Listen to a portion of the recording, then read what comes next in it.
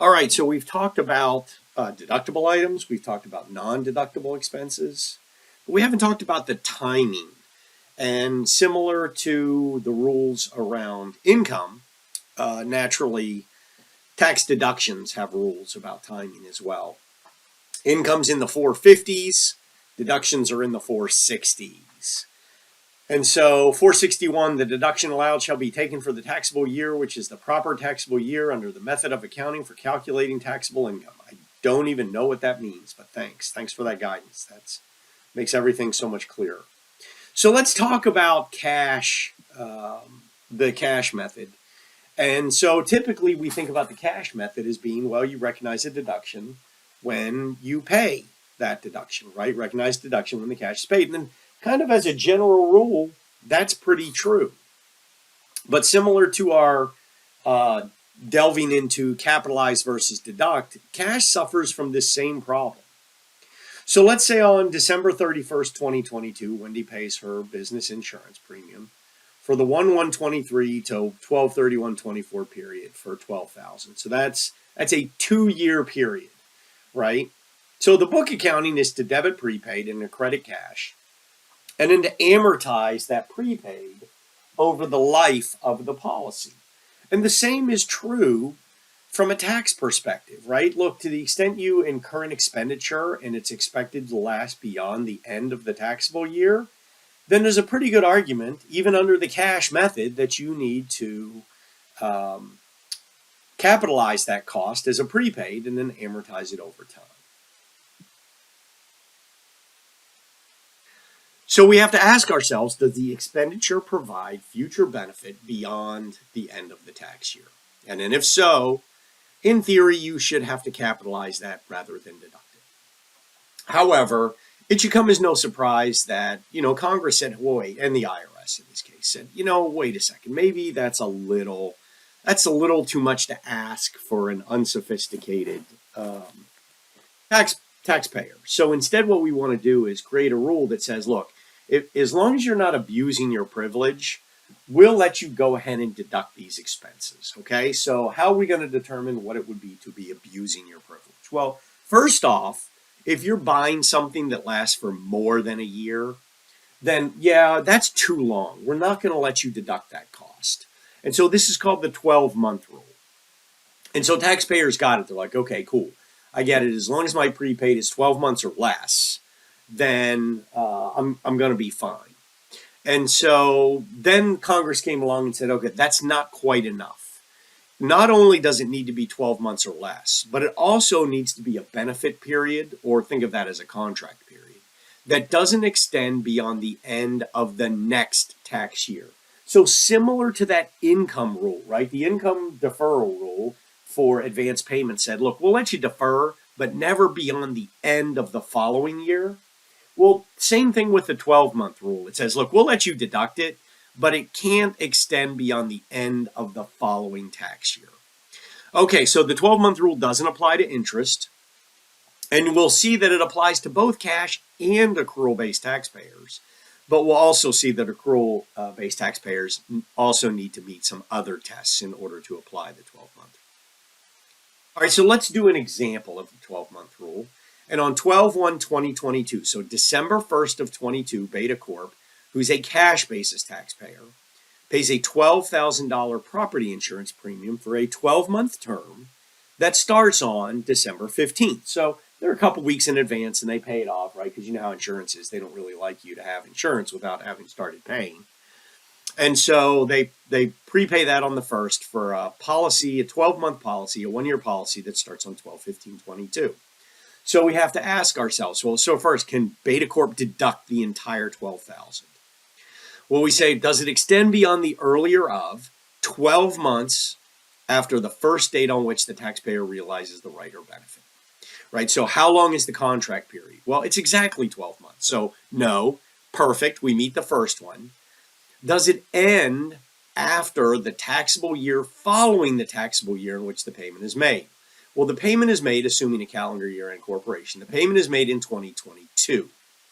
Since the benefit period ends in 2023, it does not extend beyond the taxable year of the year following the year in which the payment is made.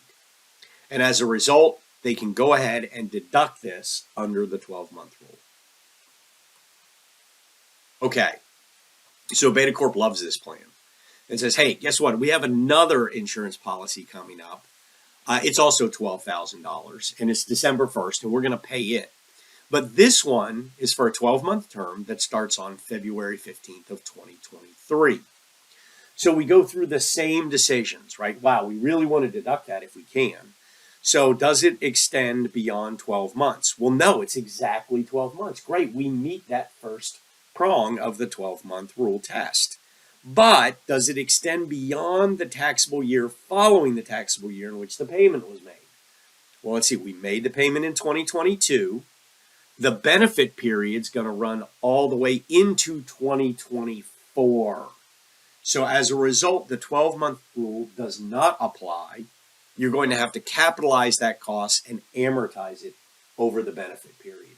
And it doesn't matter that some portion of it is within that next taxable year. None of it can be immediately deducted. It all has to be set up as a prepaid and amortized. Okay, so that kind of covers it for cash, right? So general rule, pay it.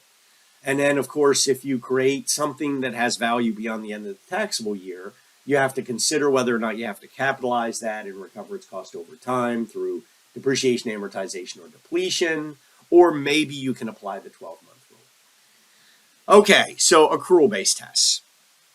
Accrual-based test is based on our old friend, the all events test, which was the same thing we used for income, and economic performance. So a taxpayer deducts an expenditure when all the events have occurred that establish the fact of the liability, and it can be determined with reasonable accuracy. But they wanted to slow down deductions more than the way income was recognized, right? Because you're the government. You want to recognize income as quickly as possible. You want to defer deductions for as long as possible. And so they tacked on this additional rule called you must have economic performance. Economic performance has occurred in order for you to deduct the item. So the term liability is any item allowable as a deduction, cost, or expense for federal income tax purposes. So, and we'll spend a little bit of time on liabilities, but not a ton. It's a very important partnership concept. But the reality is contingent liabilities do not qualify. Okay. So let's talk about this economic performance, because you probably have a gist for what the all events test is all about.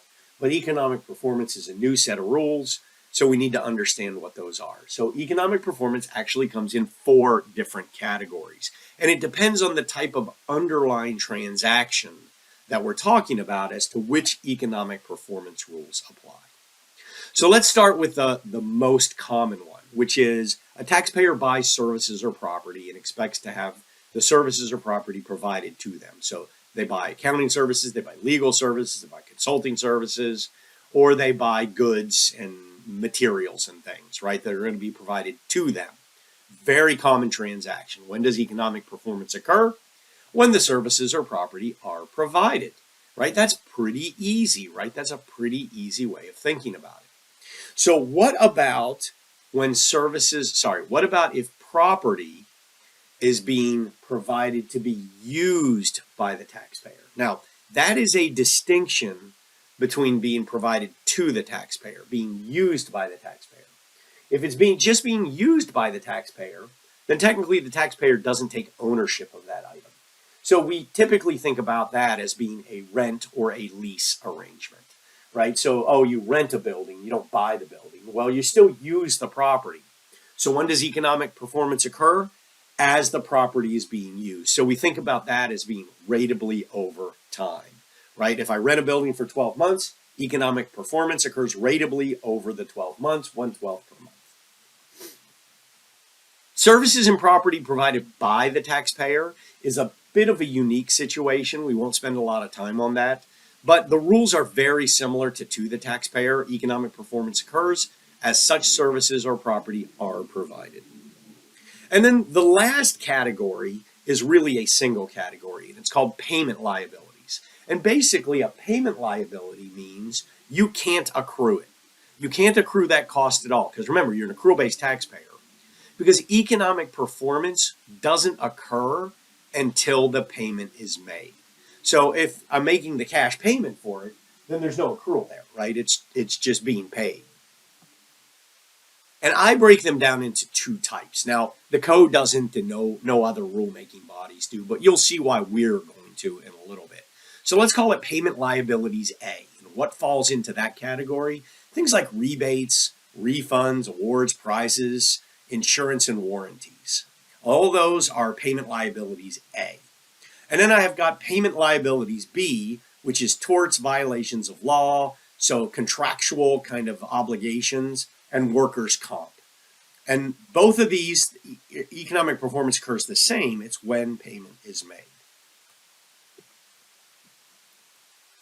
So there are a number of exceptions, but there's a large exception to the economic performance rules. And it says, you know what?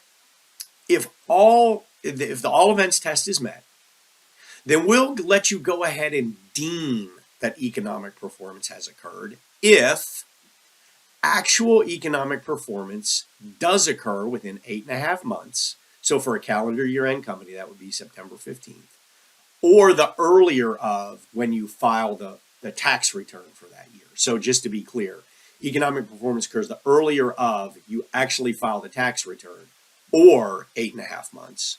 The item is recurring in nature. It's not material, and accrual results in better matching. And the reason that I broke those payment liabilities down into separate functions before is that the recurring item exception does not apply to payment liabilities B. So if we go back a page, torts, violations of law, and workers' comp, that is not eligible for the recurring item exception. Whereas the other types of transactions that are payment liabilities are eligible for the recurring item exception.